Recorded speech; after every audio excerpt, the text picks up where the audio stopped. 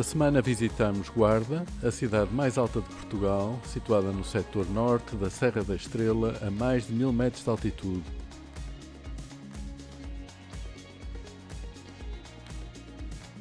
Guarda tem bons argumentos para uma estadia, pela posição central que ocupa em relação a uma região repleta de lugares históricos de fronteira.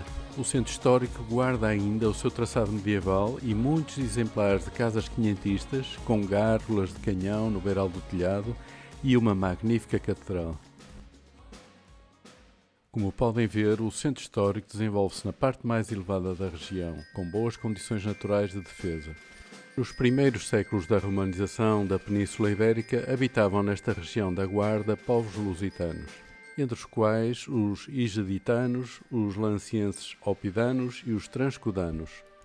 E estes povos, unidos sob uma autêntica federação, viriam a resistir à romanização durante 2 séculos. Não consumiam vinho, mas antes cerveja de bolota. A sua arma de eleição era a falcata, uma espada curva, que facilmente quebrava os gládios romanos devido à sua superioridade metalúrgica. Pesquisas mais recentes levam a crer que os lusitanos tinham aqui a sua cidade de Lância Opidana, possivelmente destruída pelos visigodos no século V, que aqui fundaram Guarda. Mais tarde, no século IX, surge aqui a fortaleza de Tintinolho, construída pelo Afonso Magno de Leão. Enfim, depois vem ainda o domínio dos aftácides de Badajoz, entre 1022 e 45, que ocuparam todo Portugal central até ao Douro, seguida da reconquista de toda esta região a norte de Coimbra por Fernando I de Castela. Nos finais do século XII, Dom Sancho I vira a sua atenção para esta zona do país, passando o primeiro foral à Guarda e transferindo para aqui a diocese da Egitânia, conhecida agora por Idanha a Velha. Em 1187, Dom Sancho I mandou construir o primeiro castelo no extremo norte da atual muralha, o chamado Torreão.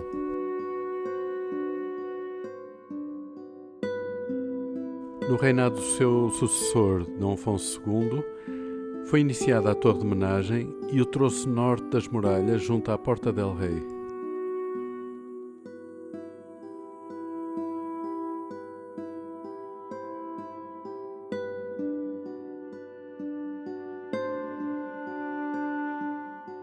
A Torre de Menagem ficou concluída em 1290 no reinado de Dom Dinis.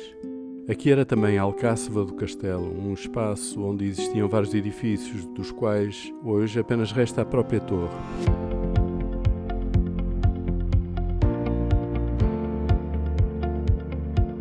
O antigo convento de Santa Clara localizava-se onde hoje fica a Escola de Santa Clara. O primeiro convento de Santa Clara estava fora do perímetro da muralha, pelo que foi demolido em 1369 e o novo construído aqui em 1377. Ao lado do convento de Santa Clara foi construída no século XV a Torre Nova, ou da Covilhã, na mesma época em que foi concluída a construção do castelo e da muralha. Esta era a saída sul e a via para o Alentejo. Perto da Sé ergue-se uma torre alta de pedra com entrada em cotovelo que designa-se pelo nome de a Torre dos Ferreiros. Era a entrada nobre do centro da Guarda. Foi Dom Dinis o responsável pela sua construção e foi construída com a pedra proveniente da igreja da Nossa Senhora da Consolação.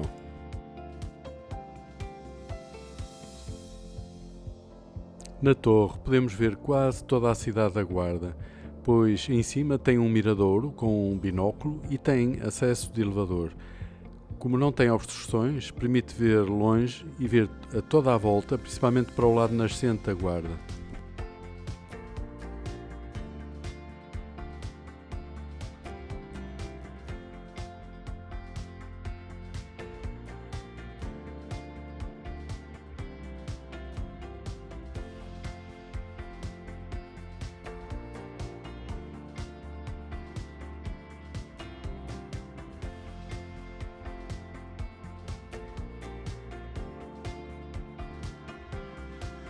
Em frente à Torre dos Ferreiros, do lado de fora da muralha, vemos uma antiga parte da vila, um arrabalde associado a 3 antigas capelas, São Julião, São Nicolau e São Pedro, das quais permaneceu a de São Pedro.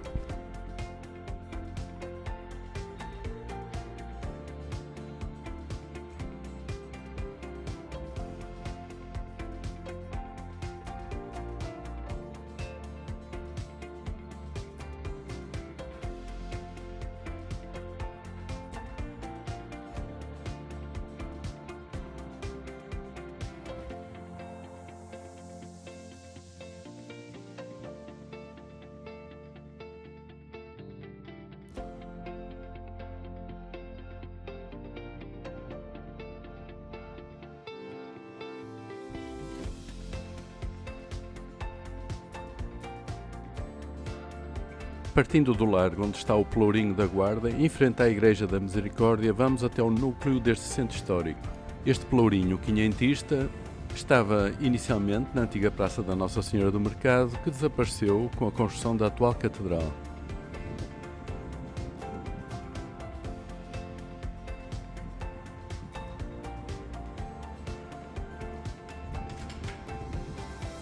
Através desta porta dos Ferreiros, acabamos de entrar para dentro da zona amuralhada da cidade, o antigo núcleo medieval da Guarda.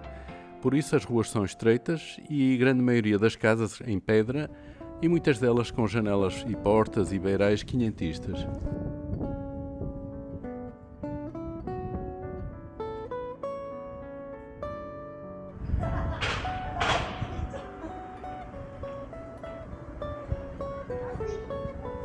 E chegamos à antiga Praça Velha, a atual Praça Luís de Camões, onde tradicionalmente se fazia o julgamento e morte do galo do entrudo, uma cerimónia carnavalesca derivada de rituais ancestrais. O galo expiatório, que representava a purificação e renovação e a esperança em dias melhores. Hoje é dia de feira de antiguidades e colecionismo que acontece todos os primeiros domingos do mês de junho a outubro. Do nosso lado esquerdo vemos este edifício branco, do resto de chão, em alpendre, construído no século XVII, no reinado filipino, com influência castelhana. Em frente vemos com 3 arcadas os antigos Passos de Conselho, edifício datado de cerca de 1570 e assinala a entrada do estilo do Renascimento na cidade da Guarda.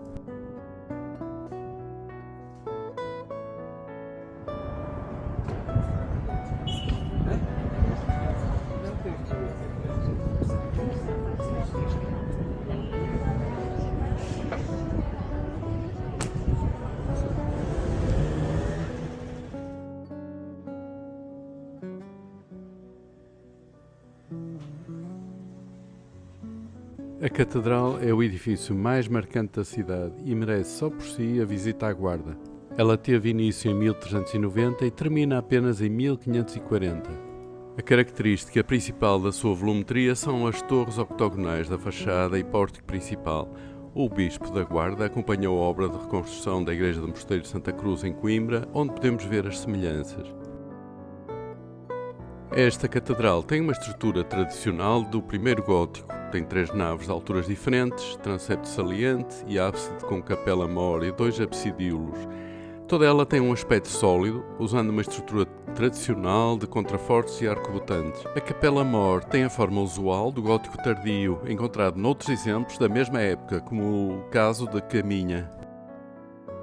No interior, o facto do conjunto de nave, cruzeiro e capela-mor terem a mesma altura dá uma leitura do espaço monumental, só encontrado em catedrais e monumentos de maior envergadura.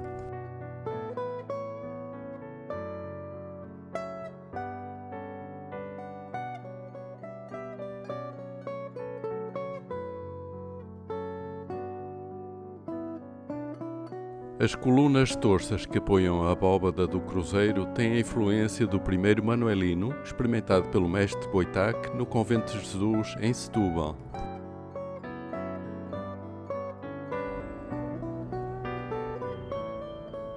Aqui em Setúbal foi obra do mestre Boitac, o iniciador do estilo, que viria a ser usado como imagem de marca do reinado de Dom Manuel I. Aqui na Guarda são os filhos do primeiro mestre do Mosteiro da Batalha, Mateus Fernandes, que aqui trabalham nas 2 primeiras décadas de 1500. Na Capela-Mor vemos o retábulo encomendado pelo bispo D. Cristóvão de Castro em 1550-52, atribuído a João de Roão. Compõe-no 110 figuras de escultura renascentista que nos contam a vida de Jesus.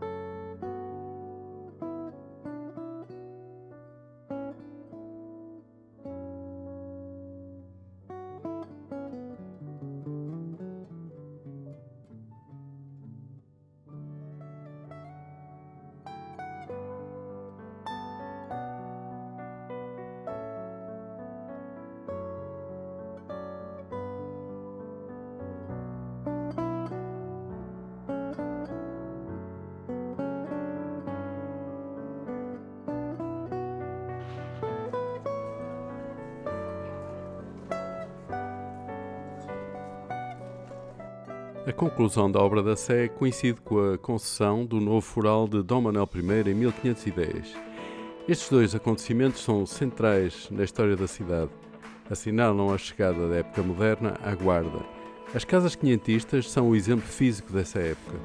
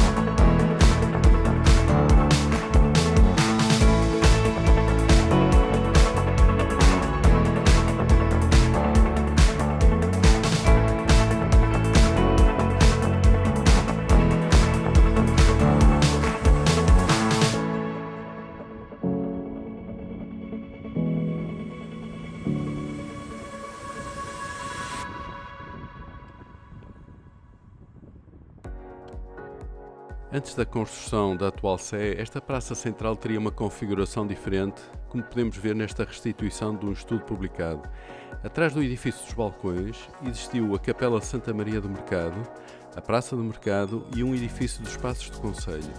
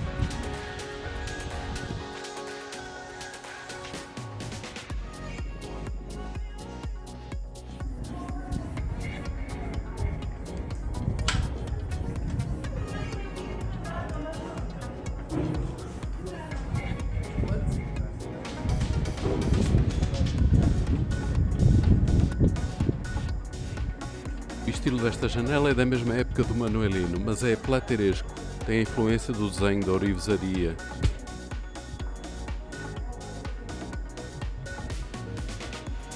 Esta é a igreja de São Vicente, ela já existia no século XIII. A atual é uma reconstrução na época do Barroco. E aqui à esquerda vemos uma casa renascentista com uma belíssima janela de canto.